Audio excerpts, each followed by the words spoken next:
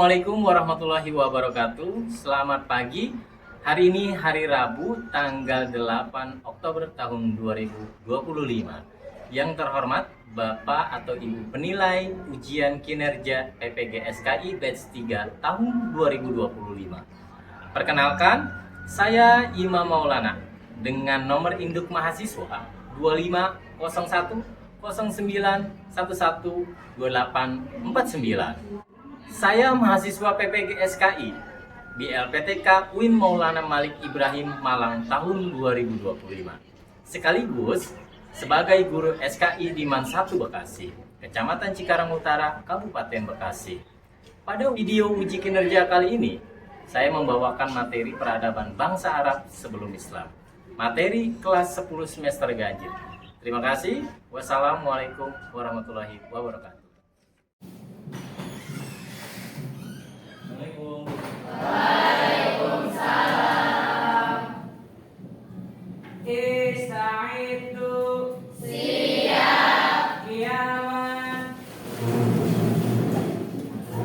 Salimu. Assalamualaikum warahmatullahi wabarakatuh. Waalaikumsalam warahmatullahi wabarakatuh. Julus.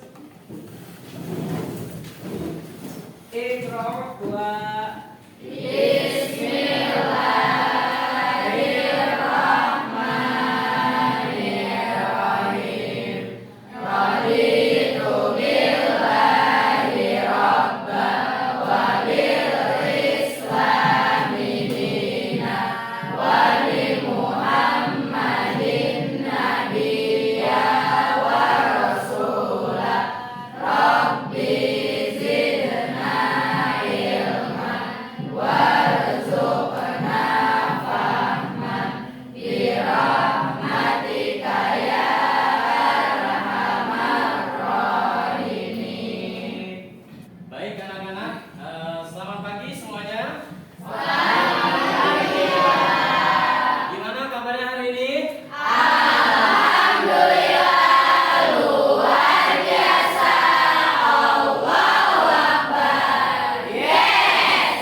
Baik, sebelum pembelajaran kita mulai, alangkah terbaiknya lebih dahulu kita mengecek. Semuanya berdiri dulu. Semuanya berdiri.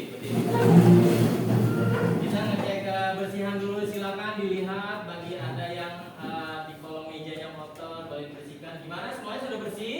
Baik, sekarang sebelum cek kebersihan dan sekarang kita coba cek kerapihan pakaian. Silakan yang belum rapi pakaiannya dirapikan terlebih dahulu sebelum kita pembelajaran kita mulai. Boleh? Silakan duduk kembali. Baik anak-anak, sebelum pembelajaran dimulai, Bapak akan absen terlebih dulu kalian ya. Jadi silakan nanti kalau ada yang hadir, silakan angkat tangannya hadir. Abian Putra Abdillah, Aisyah, Alif Haikal, hadir. Amalia, Andita, Anissa, Ayu Indah, Zalifa, Erina.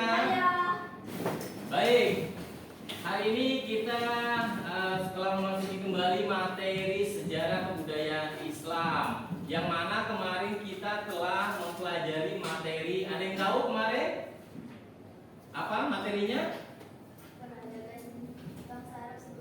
Peradaban bangsa Arab sebelum Islam. Artinya kalian sudah mempelajari semua materi yang ada di sana. Baik, sekarang Bapak akan memulai pembelajaran ini ya. Yang pertama Bapak akan membuka sebuah video dokumenter. Kalau kemarin pembelajaran peradaban bangsa Arab telah kita lalui, sekarang kondisi atau sosial masyarakat budaya bangsa Arab sebelum Islam. Sekarang kita sama-sama simak videonya. Baik ya.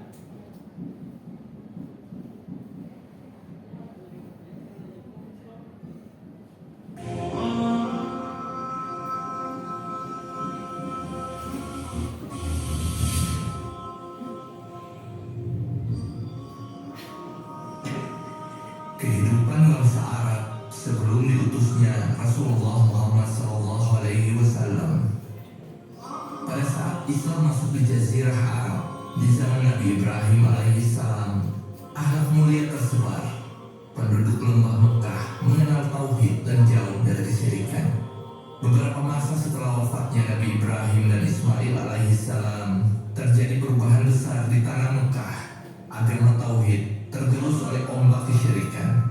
Kemudian waktu terus berlalu, keimanan pun tergerus budaya dan pemikiran. Masuklah berhala-berhala ke Ka'bah yang suci. Penduduk tanah suci sekitar Baitullahul Haram menjadi penyembah berhala. Akhirnya, agama Nabi Ibrahim hanya dipegang oleh sebagian kecil masyarakat. Pelajaran bagi kita umat Islam di Indonesia, tauhid yang dibawa oleh para rasul yang bertempat di tanah suci bisa berganti menjadi agama pagan penyembah berhala. Tidak ada yang menjamin negeri ini, Indonesia yang kita cintai, akan selamanya menjadi negara mayoritas umat Islam kalau kita tidak belajar dan mengkaji agama ini, kemudian mendakwahkannya. Sejarah masuknya dan tersebarnya berhala di Jazirah Arab. Perubahan besar di Jazirah Arab itu dibawa oleh tokoh kabilah Khuza'ah, yaitu Amr bin Luhai al-Khuzai. Ia adalah pemimpin politik dan agama di Mekah. Ia dicintai dan disegani masyarakat. Bahkan penduduk Mekah menganggapnya sebagai ulama besar dan wali yang mulia. Suatu hari, Amr bin Luhai pernah bersafar ke Syam. Ia melihat penduduk Syam menyembah patung-patung dan ia terkesan. Amr menganggapnya sebagai sesuatu yang baik dan benar. Apalagi Syam dikenal sebagai tempat turunnya kitab-kitab samawi atau kitab-kitab dari langit. Saat kembali ke Mekah, ia bawa tradisi Syam ini ke tanah haram. Masuklah berhala-berhala Hubal ke Jazirah Arab dan ditempatkan di sisi Ka'bah. Diriwayatkan bahwa Hubal terbuat dari batu akik merah yang berbentuk manusia. Orang-orang Quraisy mendapati tangan kanan Hubal telah hancur, lalu mereka ganti dengan tangan dari emas. Inilah berhala pertama orang-orang musyrik yang paling besar dan paling suci menurut mereka. Setelah Hubal, tanah Mekah berangsur-angsur disesaki oleh berhala. Di antara berhala-berhala besar mereka adalah Manat, yang disembah oleh kabilah Huzail dan Khuza'ah. Orang-orang Quraisy biasa mengusapkan darah mereka di sisi berhala ini sebagai bentuk ibadah padanya. Karena itu, berhala ini juga dinamakan berhala darah. Berhala ini termasuk berhala tertua, terletak di pantai Laut Merah, di wilayah Al-Mushallal di Kudaid. Al-Mushallal adalah jalan di suatu bukit menuju wilayah Kudaid. Kemudian ada Latta, berhalanya orang-orang Taif, dan Al-Uzza, berhala termuda namun yang terbesar dari dua berhala sebelumnya. Berhala ini disembah oleh orang-orang Quraisy dan kabilah-kabilah lainnya. Tiga berhala ini selain Hubal adalah berhala terbesar masyarakat Arab. Kemudian, kesyirikan semakin tersebar dan berhala pun semakin bertebaran. Setelah Amr bin Luhai berhasil digoda agar terkesan dengan berhala, setan pun memainkan perannya di babak berikutnya. Mereka memberi amanat kepada Amr. Ada yang mengatakan Amr mendapat pesan melalui mimpi, ada pula dalam keadaan sadar. Ada yang menyebutkan ia bertemu dengan jin yang berwujud manusia. Mereka memberitakannya bahwa berhala kaum Nabi Nuh, yaitu Wad, Suwa, Yaguts, Ya'uq, dan Nasr terkubur di Jeddah. Amr datang ke sana, kemudian menggalinya. Ketika jamaah haji datang dari berbagai negeri, ia berikan berhala-berhala itu kepada mereka. Hadiah dari penguasa Mekah, tanah suci, tempat berhaji, tentulah istimewa bagi mereka. Berhala Wad diberikan pada kabilah Kalb, penduduk Daumatul Jandal. Suwa diserahkan pada Huzail bin Mutrikah yang tinggal di Rohat, wilayah Hijaz. Yaguts untuk Bani Utaif, keturunan Bani Murad yang tinggal di Jurf, dekat Sabak. Sedangkan Ya'uq diberikan kepada orang-orang Hamadan di wilayah Khaywan di Yaman, dan Nasr untuk keluarga Jazzi al-Kila di wilayah Hamr. Kemudian mereka membuatkan kuil untuk berhala-berhala ini.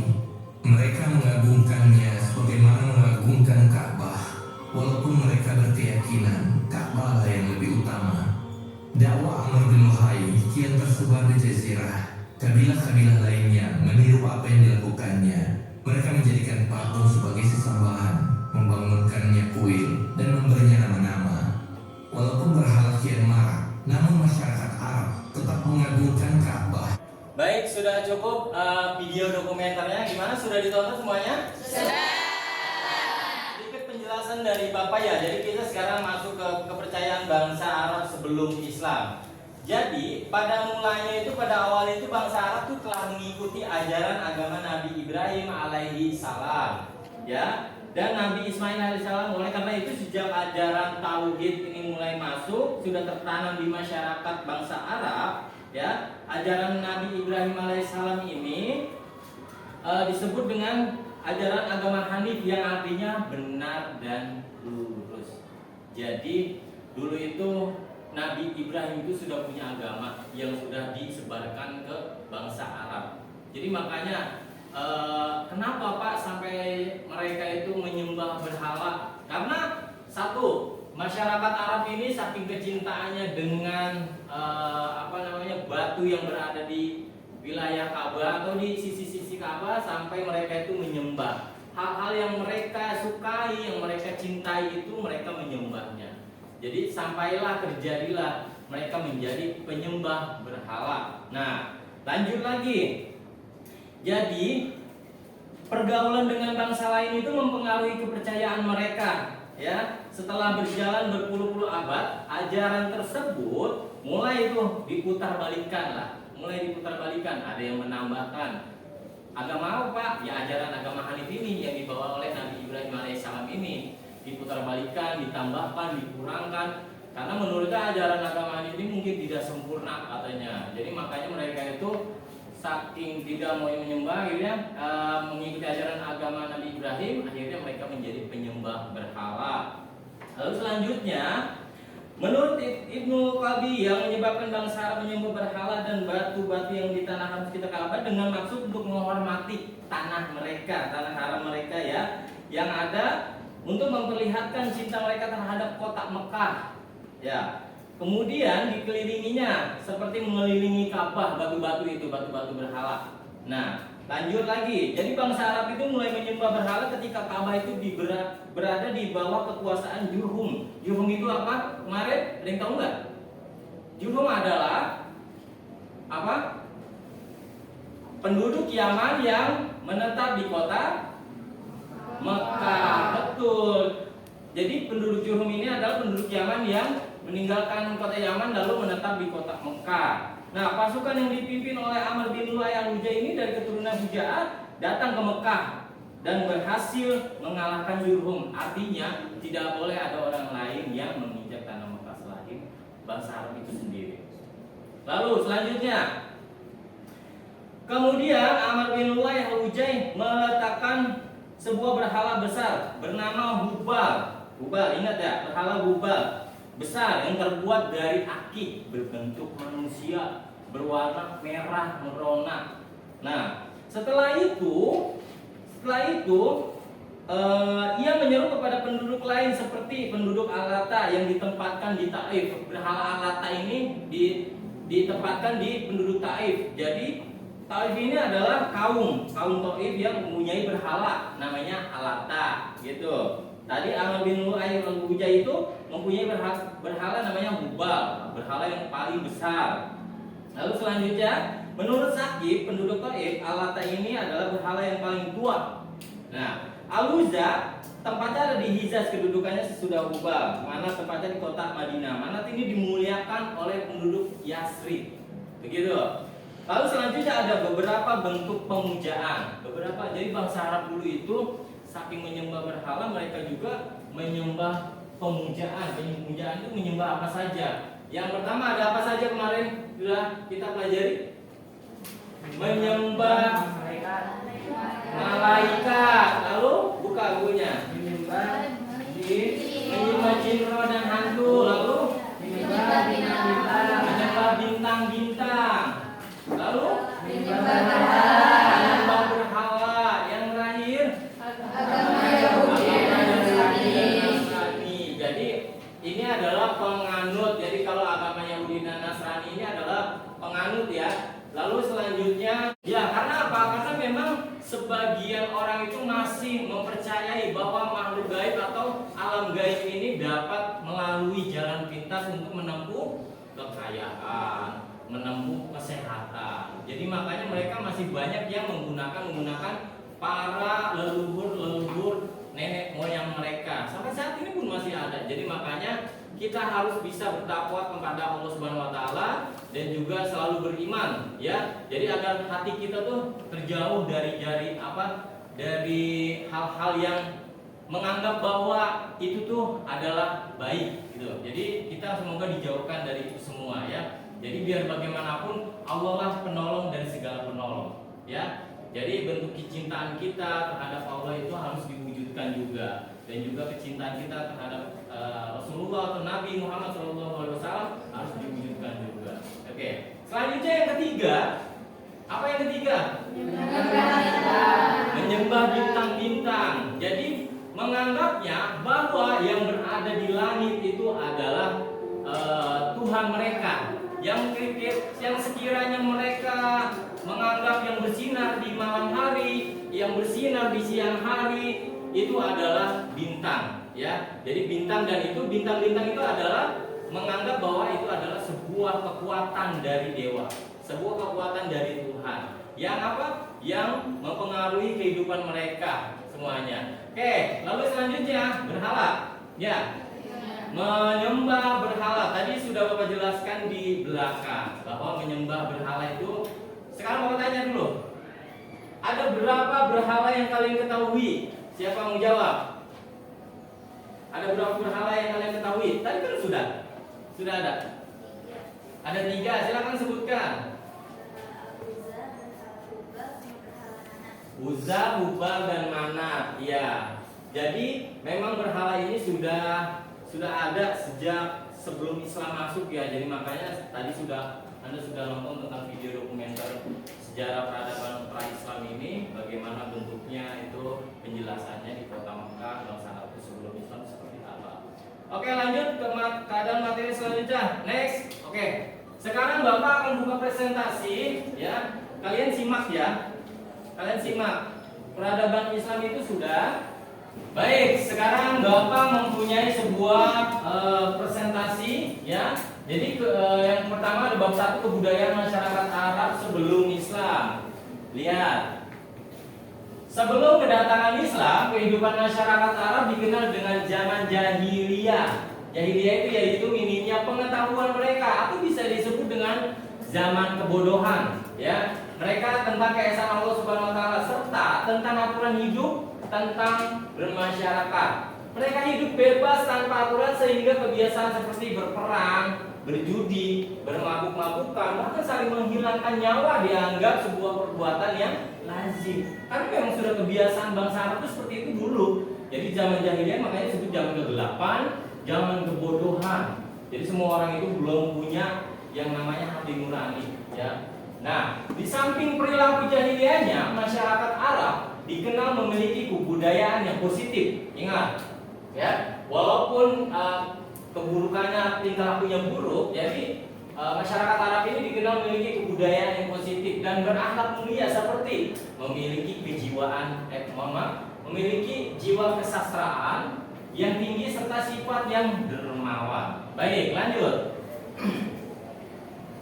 Keadaan sosial budaya, kondisi sosialnya, ya, keadaan sosial budaya yang dimiliki oleh masyarakat Arab sebelum kedatangan Islam antara lain sebagai berikut. Yang pertama ada kondisi alam di wilayah Arab.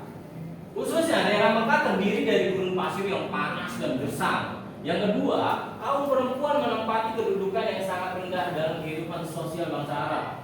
Yang ketiga, tempat berjudi, bermabuk-mabukan dan memicu pertengkaran, memperlakukan budak secara tidak manusiawi.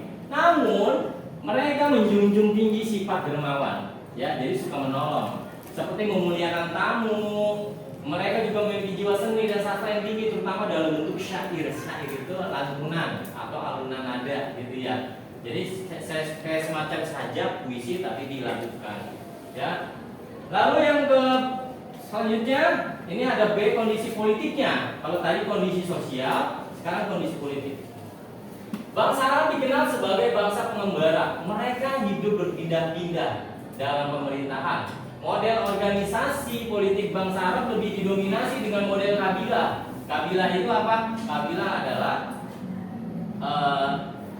sebuah kaum atau sebuah kelompok, ya. Mereka hidup berdampingan antar kabilah dengan perjanjian damai yang disebut al-ahlaf.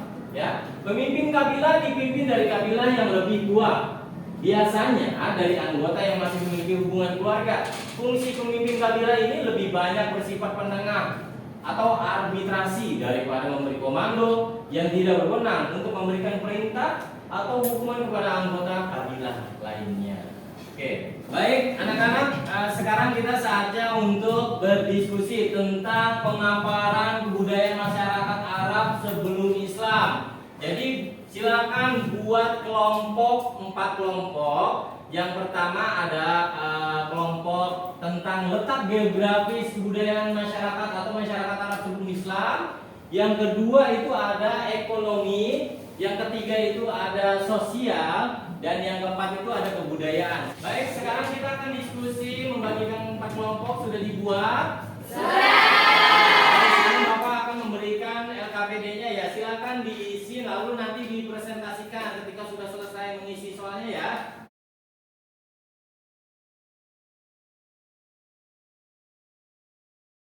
Ya, silakan kerjakan, silakan berkelompok, silakan.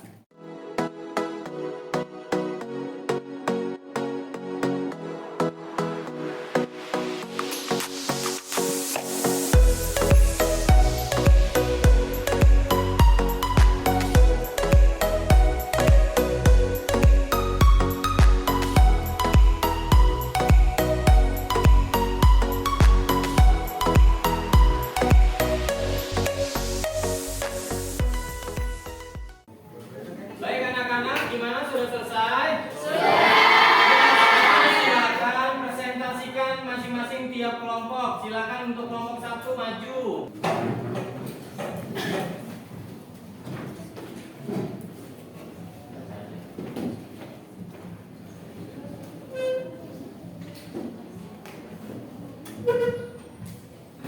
Letak geografis bangsa Arab sebelum Islam.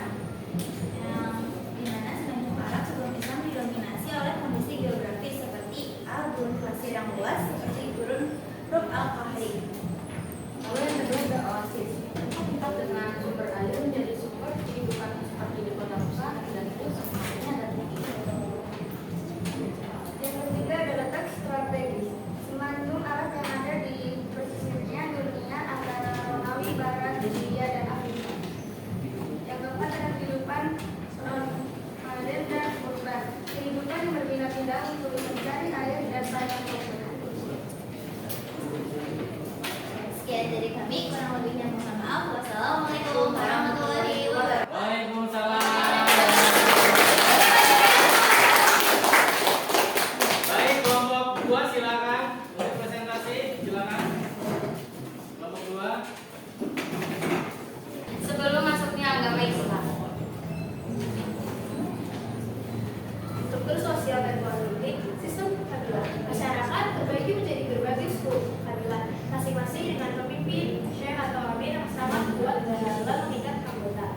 Juga masih mengalami atau melakukan tindakan hierarkis, yaitu sistem sosial sangat hierarkis di mana posisi seseorang sangat bergantung pada garis keturunan dan pintu masuknya.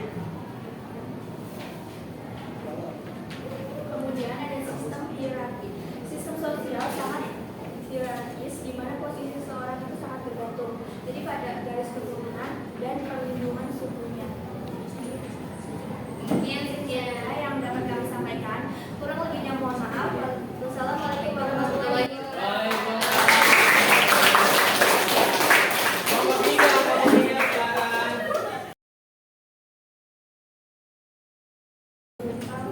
Tentang politik bangsa Arab sebelum masuknya Islam. Sebelum Islam datang, politik masyarakat Arab bersifat terpecah belah dan didominasi oleh sistem kesukuan, bukan negara kesatuan. Dengan konflik sering terjadi atas suku wilayah Arab dipengaruhi oleh 2 kekaisaran besar, yaitu Bizantium Romawi Timur dan Persia. Mungkin sekian presentasi dari kelompok kami. Kurang lebihnya mohon maaf. Wassalamualaikum warahmatullahi wabarakatuh. Waalaikumsalam. Silakan kelompok 4. Ananda Haikal dan teman-temannya.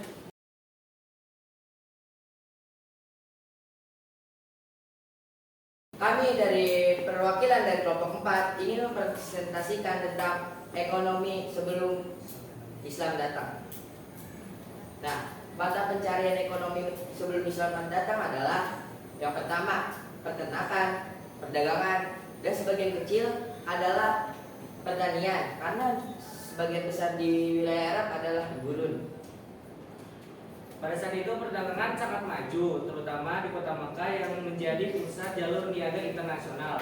Namun pada saat itu sistem ekonomi masih bebas tanpa aturan yang jelas, masih banyak praktik riba, penipuan, perjudian, dan perbudakan. Oleh karena itu, harta dan kekayaan hanya terkumpul pada golongan tertentu saja, terutama para pedagang Quraisy, sedangkan rakyat kecil makin tertindas. Sekian presentasi dari kelompok kami. Kurang lebihnya mohon maaf. Wabillahi taufiq wal hidayah. Wassalamualaikum warahmatullahi wabarakatuh.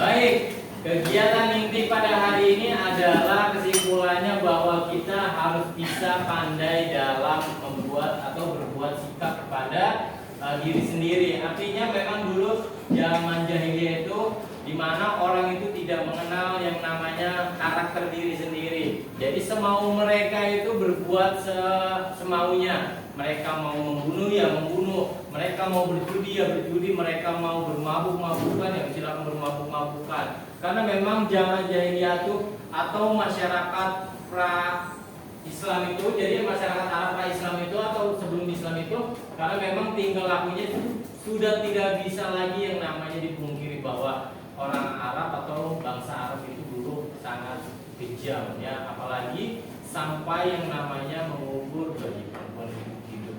Karena memang kita mengambil hikmah pembelajaran dengan zamannya sekarang ya. Jadi kehidupan kita itu sudah memasuki alhamdulillah karena kita tidak mengalami yang namanya zaman kejadian. Jadi jangan sampai itu juga kita lakukan di kemudian hari ketika Anda sudah berkarir nanti ya. Jadi jangan sampai tumbuhkan rasa sikap-sikap yang tidak baik. Jadi hari ini kita akan menumbuhkan rasa percaya diri kita, menumbuhkan sebuah karakter diri kita menjadi pribadi yang tangguh, pribadi yang baik, suka menolong ke sesama teman atau ke orang lain, suka bersosialisasi dengan orang lain agar kita tuh bisa menerima bahwa kehidupan ini layak untuk dijalani. Ya, jadi sampai saat ini pembelajaran kita selesai. Semoga semua kalian sehat selalu ya. Sebelum selesai silakan untuk merapikan bukunya dulu, silakan. Merapikan buku terlebih dahulu.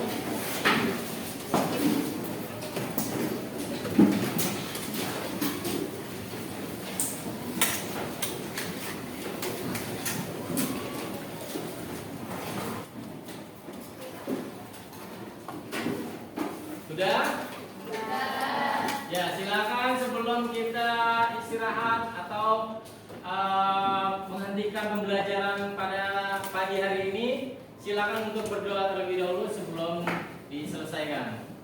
Iqra'ud du'a.